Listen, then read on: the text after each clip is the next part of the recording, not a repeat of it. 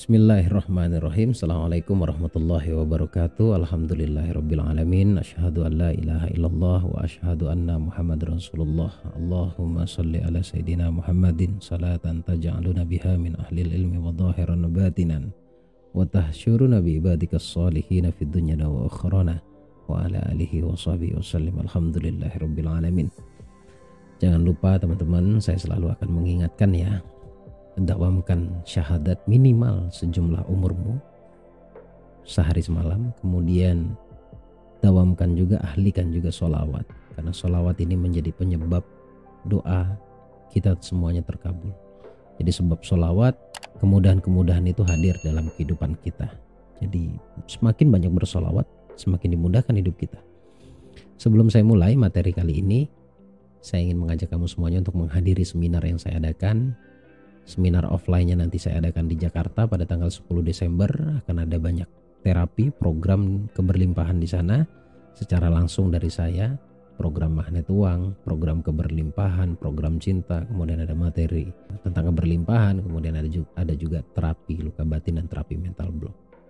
Sayang banget, jadi manfaatkan kesempatan ini, insya Allah akan bermanfaat untuk kamu. Kemudian untuk yang online, saya adakan kelas online eksklusif ya, dengan pertemuan 6 kali, kemudian bonus bimbingan sampai Desember, sampai akhir bulan dengan tema lunas hutang. Semua akan dipaparkan secara keilmuan di sana. Kemudian setiap kali pertemuan selalu ada terapi. Terapi ini sangat-sangat bermanfaat karena semua keilmuan yang saya sampaikan terkait tentang loa dan lain-lain itu bicara tentang program ulang bawah sadar, dan itu hanya bisa ditempuh dengan terapi. Jadi manfaatkan kesempatan ini. Untuk pendaftarannya silakan langsung hubungi nomor telepon yang tertera di layar monitor. Baik teman-teman, kali ini saya akan bahas tentang bagaimana caranya agar Allah berikan kemudahan dalam melunasi hutang. Pertama, sadari dulu ya, karena konsep saya mengajar itu bukan langsung lompat pada ilmunya, karena menurut saya percuma. Paham ilmunya tidak sadar itu juga berbahaya. Jadi yang pertama adalah bangun dulu sebuah kesadaran. Ya, kesadaran dari dalam diri, kesadaran hati, kesadaran pikiran, kesadaran apapun itu yang terkait tentang diri kita, terkait tentang permasalahan kita. Setelah sadar baru kita bicara tentang ilmunya.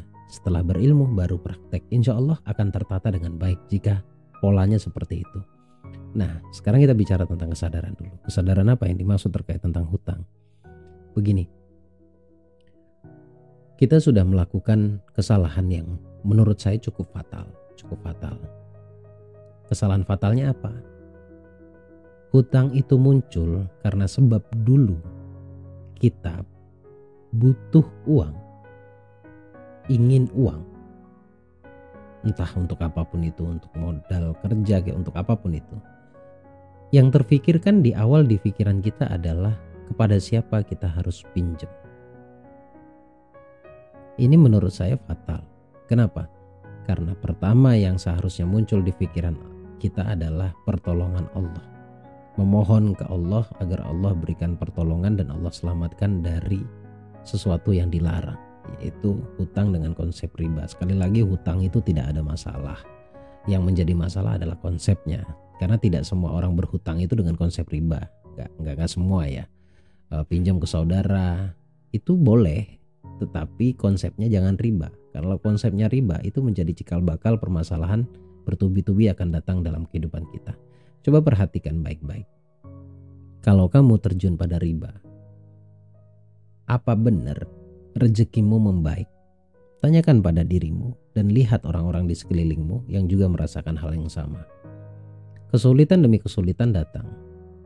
Waktu pertama hutang, pertama masuk dalam konsep riba, mungkin karena uangnya masih ada, proses bisnis masih berjalan, kamu masih bisa membayarnya. Tetapi seiring berjalannya waktu, setelah beberapa waktu maksud saya, entah kenapa mulai ada kesulitan-kesulitan yang hadir dalam kehidupanmu. Kenapa itu bisa terjadi? Karena Allah mau menepati janji. Allah tidak meridhoi konsep yang disebut dengan riba. Bahkan Allah menyatakan perang di sana. Saya tidak sedang menakut-nakuti, cuma kita bicara realita. Saya berhadapan dengan ribuan manusia yang sudah ikut seminar saya baik itu secara online maupun secara offline, cikal bakal masalah munculnya dari sini. Ya, karena dilarang oleh Allah.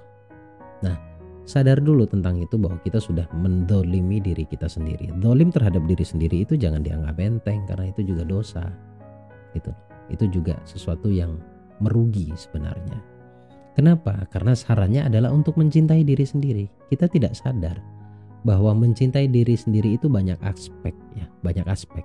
Nanti saya akan jelaskan di video-video berikutnya ya. Yang jelas sekarang kita harus bangun kesadaran bahwa kita sudah melakukan sebuah kesalahan. Teknis bagaimana agar bisa terselesaikan dari riba, kamu bisa belajar di tempat lain. Cuma yang jelas saya akan menjelaskan secara spiritualitasnya, spiritnya. Nah, jika kamu sudah sadar itu, baru kita akan lompat pada keilmuannya. Sadari dulu bahwa kamu sudah melakukan kesalahan, kemudian banyak-banyaklah beristighfar. Istighfarnya bukan banyak kalinya ya, tetapi banyak yang memaksimalkan dengan rasa astagfirullahaladzim, maafkan saya ya Allah, saya sudah mengambil keputusan yang tidak engkau ridhoi ya Allah. Atau baca la ilaha illa anta subhanaka inni kuntu minadh dhalimin. Ini sebuah pengakuan. Baru dilanjut dengan istighfar. Jadi contohnya la ilaha illa anta subhanaka inni kuntu minadh dhalimin, astaghfirullahaladzim, tidak ada Tuhan selain engkau ya Allah, maha suci engkau ya Allah. Saya sadar bahwa sejatinya, sesungguhnya yang dolim itu saya sudah dolim terhadap diri saya sendiri ya Allah. Kemudian baru diistighfarkan, astaghfirullahaladzim, mohon ampun ya Allah. Semakin kamu merasakan kalimat-kalimat suci tersebut ya, kalimat-kalimat memohon ampunan seperti yang saya sebutkan tadi, insya Allah akan Allah berikan kemudahan. Kemudahan itu munculnya dari situ ya, munculnya dari ketika kamu mengakui bahwa kamu sudah berbuat salah kepada Allah. Itu poin pentingnya, yaitu kesadaran. Nah, setelah saya sadar, saya ngapain lagi Gus? Baru masuk kepada ilmunya. Banyak banget komponen. Saya akan jelaskan bertahap nanti ya di video berikutnya ya. Komponen di dalam menyelesaikan hutang itu banyak banget sebenarnya. Tidak bisa secepat yang engkau inginkan. Nah, pertama hajatnya adalah minta sama Allah untuk diselamatkan dari dosa. Karena kita sudah melakukan dosa tuh. Bukan lunas hutang dulu. Selamatkan hamba ya Allah dari dosa ini ya Allah. Selamatkan hamba dengan caramu yang ajaib ya Allah. Selamatkan hamba dari dosa ini. Gitu. Selamatkan hamba dari riba atau seperti itu juga bisa. Nah, jadi doanya itu memohon ampun dan minta diselamatkan oleh Allah. Bukan lunas. Allah sudah tahu selamat itu ya dengan cara lunas gitu loh. Allah sudah tahu itu. Jadi lebih mengarah kepada sisi spiritual, pengakuan dan memohon pertolongan Allah. Oke, setelah dari situ berikutnya, step berikutnya atau langkah berikutnya yaitu dengan mulai sekarang rubahlah kata hutang itu ya dengan kewajiban. Saya pun akan merubahnya dari sekarang ini. Tidak lagi menyebutkan hutang tetapi lebih kepada kewajiban. Karena itu bagaimanapun kewajiban yang harus diselesaikan. Kemudian juga sadari juga bahwa yang bisa menyelesaikan atau melunasi kewajiban kita itu adalah Allah, bukan kita. Jadi sekarang bagi tugas lah istilahnya, bagi tugas.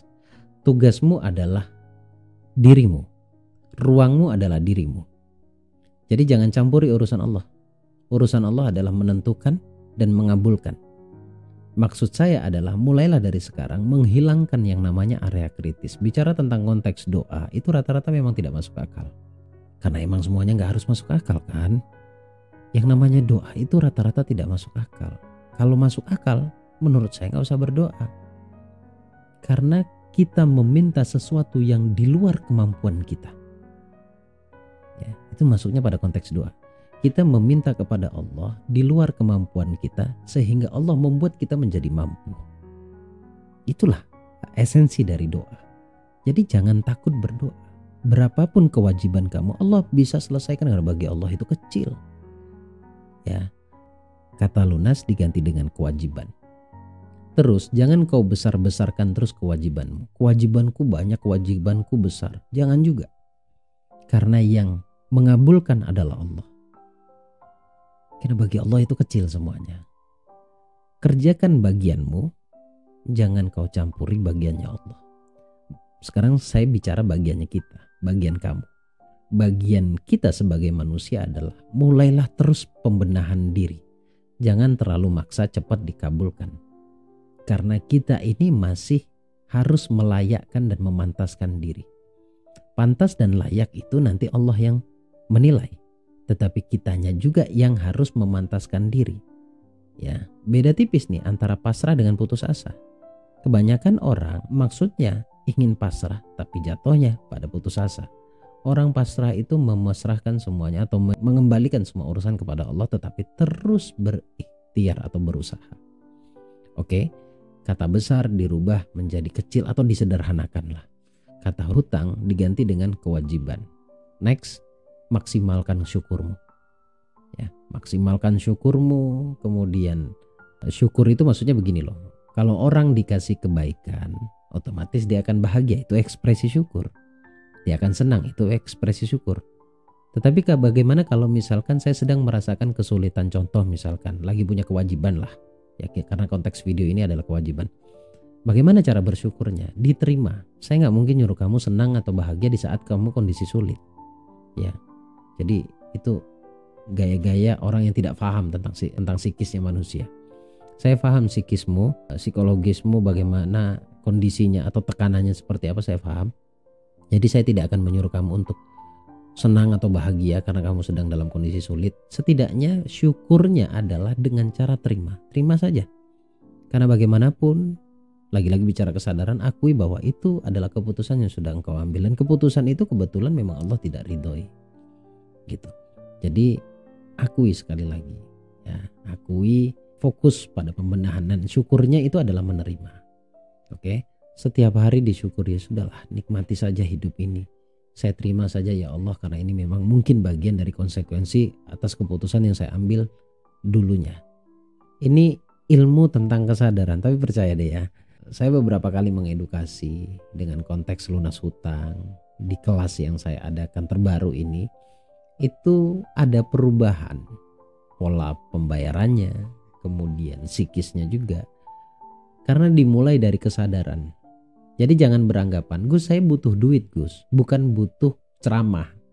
Ya bagaimanapun, duit itu tidak akan tiba-tiba datang. Ya, duit itu tidak akan tiba-tiba datang ke dalam kehidupan kamu. Bukan begitu konsepnya. Konsep ilmunya nggak gitu. Di sini nggak ada mistis. Ini pure kekuatan bawah sadar atau kekuatan hati di mana ketika engkau berpikir baik, kau akan mendapatkan sesuatu yang baik. Oke, barulah setelah itu yakini seyakin-yakinnya bahwa ini akan selesai. La yukallifullahu nafsan illa wus'aha. Allah itu tidak akan pernah berikan ujian di luar batas kemampuan manusianya. Dan Allah itu tidak akan ambil satu perkara melainkan akan diganti dengan perkara yang lebih baik lagi. Gitulah. Jadi intinya sadar dulu ilmu standarnya begitu, bersyukurlah. Nah, poin yang terakhir yang ingin saya sampaikan. Jangan sedekah menunggu kaya. Nunggu kaya dulu baru sedekah. Nunggu dikasih dulu baru sedekah. Jangan. Kalau kamu mau masalahmu selesai, tidak ada jalan lain saudaraku. Ini semua terjadi karena kita juga pelit. Maaf. Ya, maaf, 1000 maaf. Ini semua kesulitan ini semua terjadi karena kita tidak maksimal atau bahkan kita tidak melakukan yang namanya sedekah. Saya tahu mungkin kamu sudah sedekah, tetapi nggak masuk dalam hitungan. Gitu. Kalau mau tanya konsep sedekah yang baik yang sangat bisa mendatangkan keajaiban, mengundang keajaiban datang, itu tonton video saya sebelumnya, banyak banget tentang bab sedekah. Jadi itu komponen-komponen di dalam menyelesaikan kewajiban. Pertama, bangun dulu sebuah kesadaran di mana letak kesalahanmu, cabut akarnya di sana, perbaiki, kemudian berilmu. Standarnya tadi sudah saya jelaskan, dan kemudian mungkin perbaiki juga keyakinanmu, pola pikirmu, kemudian perbanyak sedekah. Kualitas bukan kuantitas ya. Kualitas itu bicara tentang persentase, kualitas diri, kualitas prosentasenya gitu. Itu dijaga. Di video berikutnya saya akan jelaskan teknisnya yang lebih detail lagi. Oke, teknis keilmuannya. Percaya deh, tingkatkan spiritualitas. Mulai dari dirimu. Jadi hamba yang baik. Kalau sudah jadi hamba yang baik, Allah akan berikan semua yang kamu mau. Allah akan selesaikan semua kesulitan-kesulitan kamu. Dan Allah akan tepati janjinya, tidak akan di luar kemampuan kamu. Semoga bermanfaat. Saya Bagus Baraja Al-Fakir Ad-Dhaifillah. Assalamualaikum warahmatullahi wabarakatuh. Allahumma shalli ala sayyidina Muhammad.